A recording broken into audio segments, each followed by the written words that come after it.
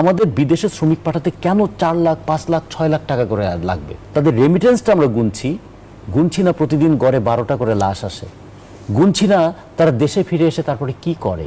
প্রতি বছর গড়ে 10 লক্ষ শ্রমিক দেশের বাইরে যাচ্ছে, তার মধ্যে প্রায় 1.5 লক্ষ যাচ্ছে নারী শ্রমিক।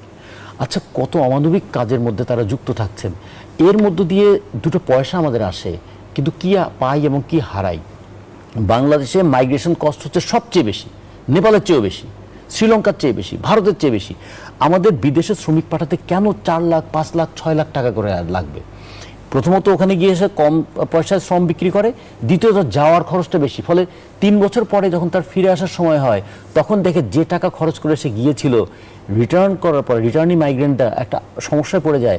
এখন দেশে এসে আমি আবার কি করব, অস্থির হয়ে যায়, আবার সে বাইরে যাবার জন্য।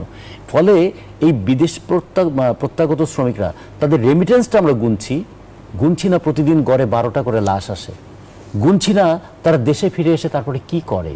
ফলে আমরা একটা তাৎক্ষণিক বেনিফিটটা পাই যে আমাদের প্রতি বছর $22 বিলিয়ন রেমিটেন্স তারা আনছেন, কিন্তু এটা গুনছি না যে কি পরিমাণ শ্রমশক্তি হারিয়ে দেশে যখন তিনি ফিরে আসবেন, তখন তিনি কোথায় তার জীবন এবং জীবিকাটা নির্বাহ করবেন। ফলে সামগ্রিক হলিস্টিক অ্যাপ্রোচটা, আমাদের যে একটা সামগ্রিক বিবেচনা আমাদের শ্রমশক্তি নিয়ে কিন্তু করা হচ্ছে না। এটা কিন্তু রাজনৈতিক সিদ্ধান্ত ছাড়া হবে না।